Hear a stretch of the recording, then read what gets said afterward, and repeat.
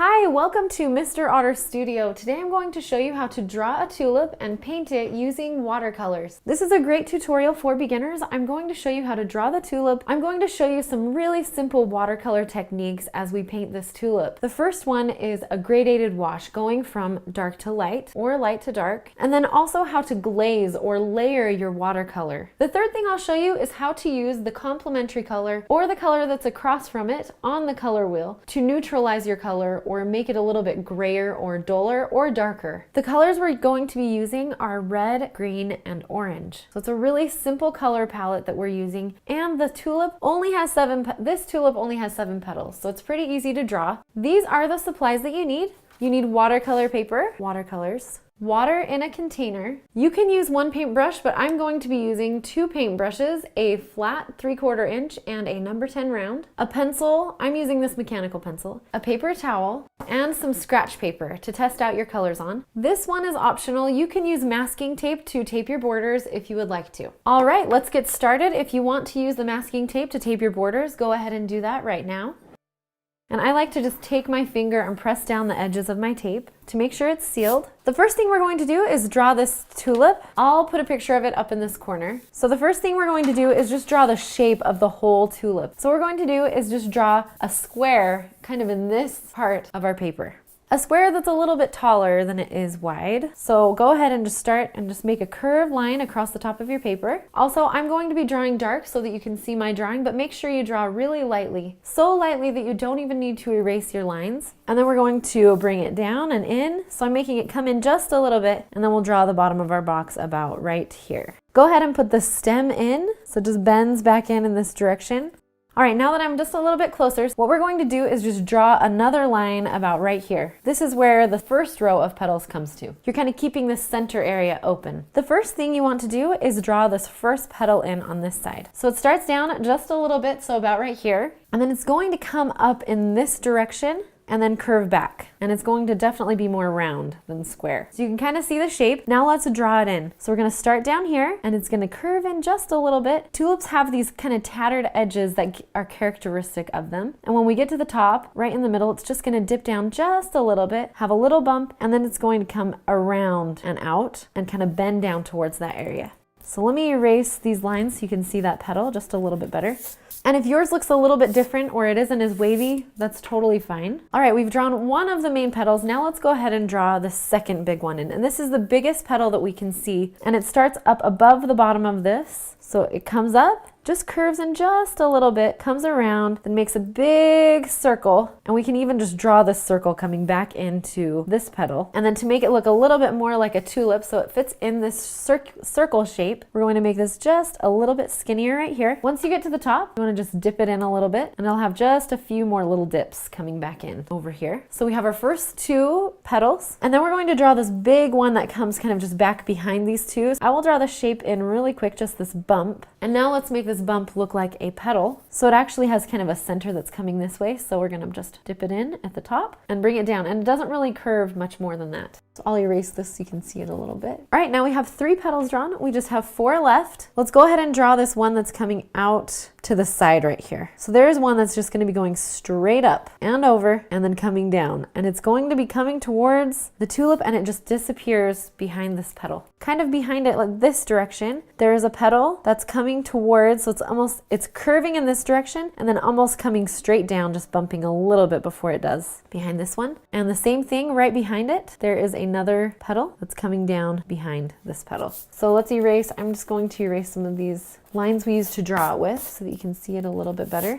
Our last petal is going to start right behind this first one, curve up, and then once it gets to the top, it kind of just makes these bumps, water falling down behind this petal. And that's it. So erase any of your lines that you used to draw this with. You could just leave it like this, or you can paint in some of these green leaves that are coming up from the stem. So I'm just going to bring one up. Some of these are skinny and some of them are quite stout. Some of them look like shark fins too. I'm just gonna put a few of them in, just 3. All right, we're ready to paint. So instead of dipping right into our colors, we're going to be mixing our colors in our tray. And this is so we can mix up enough color to cover large areas and also to make sure that our color is consistent. And if you look at this picture of my tulip, look at where the highlights are. There are some areas that are almost completely white. Those are the areas that you need to look at and make sure they're there, because that really will give this flower the form that it has. Also look at this image and look for the dark areas. So right in here, it's going to be really, really dark. And we're going to paint our background last, and we're going to be painting a dark background behind this. So let's go ahead and mix up a light orange red. Just use your paintbrush to drop some water into your tray. Grab some red, grab some orange. Use your test paper to kind of see what those colors look like and if you like them. It might look really dark, but when you go to paint it, it's actually really light. So like if I mix this around, actually it's not very dark. So I need a little bit more color. You can turn it orange by adding yellow or by just adding straight orange to it. All right, once you get it dark enough, let's go ahead and start from the back to the front. So we're gonna start back here and then we'll move into these petals. These petals we're just going to be painting in completely. You wanna make sure you don't scrub your paper by going over it and over it. So just fill in those petals. Once I finish painting these three in, I'm just gonna rinse my brush off, touch it to my paper, and then I'm just gonna go around some of these edges with my dry brush. So on this one, I'm gonna show you how to create a really simple gradated wash. So what we're going to do is paint along this side, and then we want it to get lighter as it comes into this area right here. So what I'm going to do is rinse off my brush, touch my paper towel, and then I'm just gonna come right along the edge of this with my wet brush. And if I want it to be even lighter than that, what I can do is dry my brush off, and I'm not gonna scrub it, but I am going to lift some of that color off just with my wet brush. And then I'm just gonna keep drying it off and coming back into that wash. Now let's work on this petal over here. So this petal is dark along the back side and really light on the inside. So I'm going to paint this back edge, rinse off my brush, touch my paper towel to dry it off, and then just come right along the front edge so it lightens it up. And then we're going to do the same thing on this petal, making sure we keep this top edge really, really light, and I don't want this color to mix into it. So if you're worried that this color will drip down into your lighter area, you might want to wait until it's completely dry to do this. So just painting in the darker bottom part of this petal, and then I'm just going to add a little water as I move up. I might blot off my brush just a little bit if it's not getting light enough. And if I'm worried about my colors bleeding into these colors up here, I can leave a little bit of white in between them. You can see I've left a little bit of white just in case.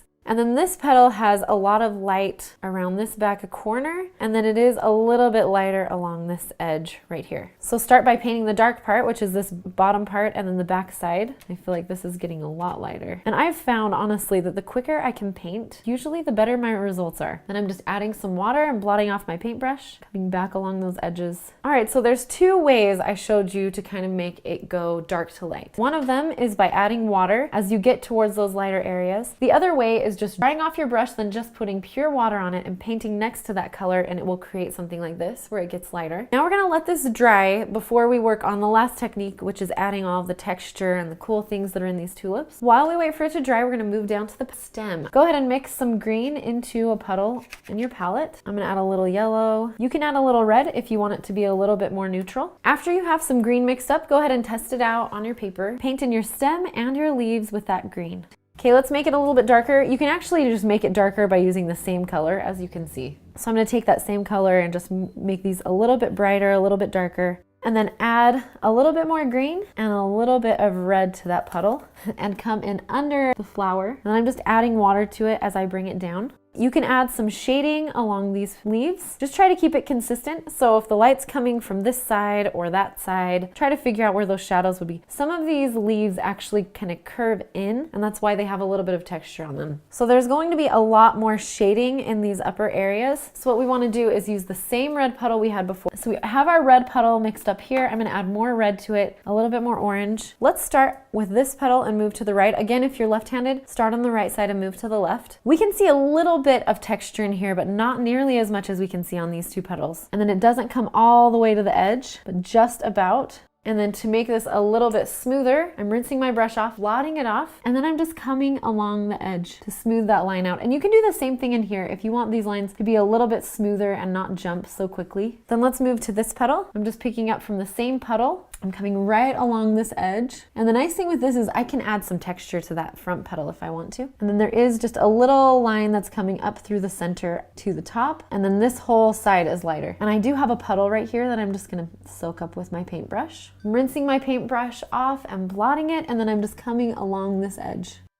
And then in this one, it's way dark down in this part, and then it's going to get a little bit lighter as it moves towards the top. So let's grab that dark red. And when I paint this in, I'm going to try to redefine the edge of this front petal. So that means like I can add a few more little creases or cracks. And then I'm going to just add, there's this little line that's coming up from the center. This is all pretty dark in here, just getting a little bit lighter as it gets towards the top. So to make this top part lighter, I'm just rinsing my brush off, blotting it off, and then just coming along the edge with my brush that's a little bit drier and just smoothing it out a little bit. So again, this one has a lighter area that's very thin along the back, and then it's lighter inside of this. I'm just adding a little bit of water and rinsing my brush and blotting it off as I move towards this side. Rinsing my brush, blotting it off, and then just coming along the edge to make it a smoother transition. All right, now let's let that dry, and I should have done this one before, but I didn't. So let's go to this one, and I'm gonna add a little bit more orange than red. And just come along the back side, rinse your brush off, dry it off a little bit on your paper towel, and just soften that line up.